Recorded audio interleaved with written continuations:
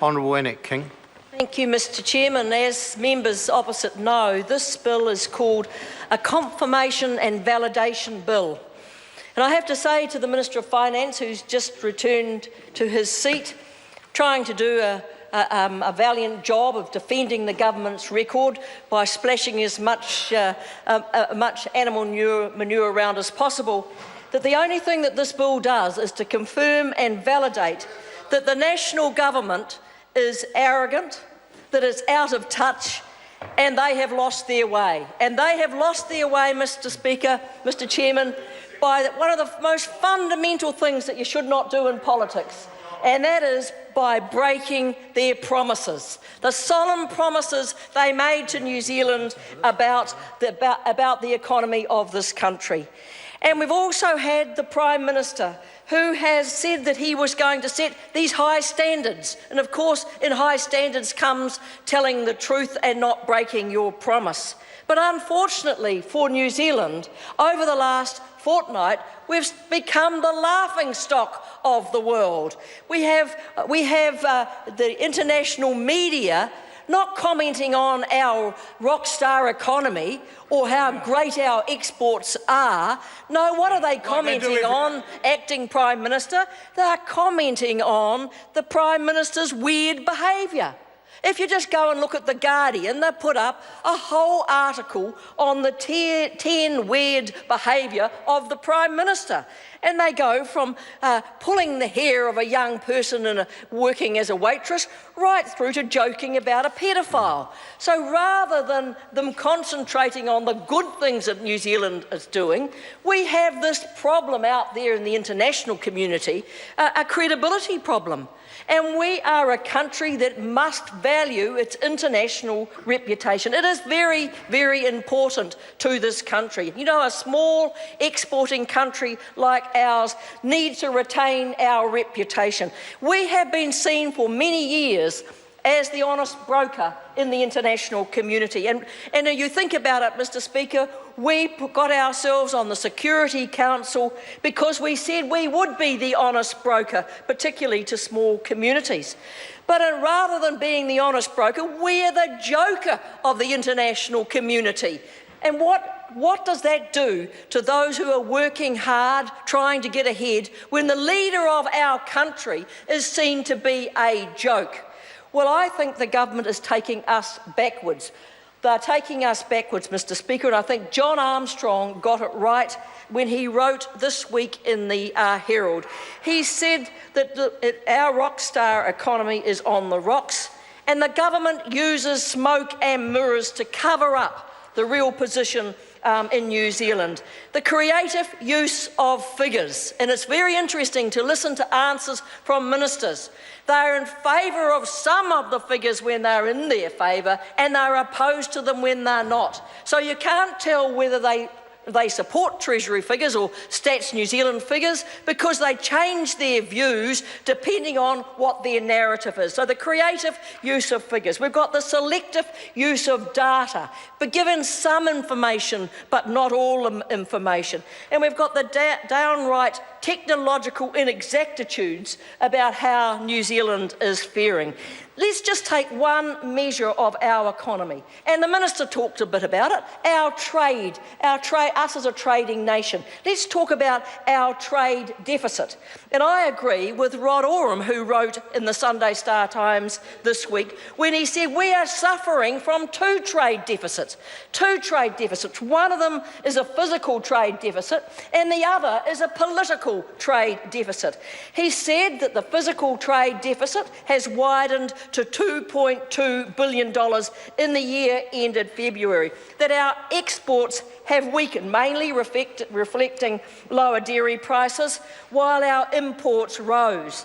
And our trade deficit has grown, and the more it grows, the more the government ramps up its rhetoric. There is a political deficit between trade talk and performance. And the Prime Minister, who is a very casual chap and who is a very friendly chap, has a tendency to over-egg most things that he does. In fact, he spoke to the NZIER in March, saying our service exports were one of the most exciting areas of trade growth. But the truth, Mr Chairman, is the opposite. Mr Chairman? Honourable Annette King. Mr Chairman, have a look at the data from 2009 to 2014. Our exports fell from research, development, architectural, engineering, technical, legal, accounting services. This is the area where the Prime Minister said service exports were the most exciting part of our export growth. Then we had the Trade Minister, Tim Grosser. He spoke to a primary industry summit last year, and he said that New Zealand was on track to meet the goal of lifting exports to 30% of GDP, lifting it from 30% to 40% by 2025.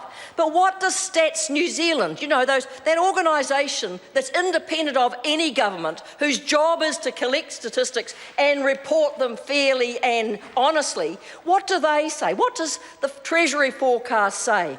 They say we are falling well short of between 5.5 and 7.5 a year needed to double exports and reach the government's targets. But so desperate is the government to cover up their poor performance in trade, they've even decided to change the method of measurement. And this is where we get to the smoke and mirrors of this government. So they changed the method of measurement. How deceitful is that, Mr Chairman? It was not publicised, and in fact nobody knew they'd changed their method of reporting until it turned up as a footnote in the MFAT annual report of 2013-14. And Mr Speaker, it's that sort of approach to the economy that means New Zealanders cannot trust what they are saying. As Rod Oram said, we can build exports if reality overcomes rhetoric. And what we are faced with from this government is a daily dose of rhetoric, over-egging the situation and not facing up to some of the real difficulties we have in this country. And another example, I have to say, of rhetoric replacing reality is the promise to return a surplus in this budget. And Mr English, I don't care what you say in answers to this House. I've sat here long enough and listened to you as the Minister of Finance telling us how important it is to get the government back into surplus and how it would be achieved. How it would be achieved by this budget. This government went to the country on a solemn promise to New Zealanders that they would return this country to surplus. It's not about what we want to cut, Mr English. It's about the solemn promises you took to the country and asked them to vote for National. You asked them to vote for National because you were the best at balancing and managing the books. Well, I remember, Mr English, what you said in December 2008, even if this member doesn't remember what he said. Well, this must be hurting. The Honourable Bill English, point of order. The experienced member will know that she shouldn't be referring to you quite as often as she is.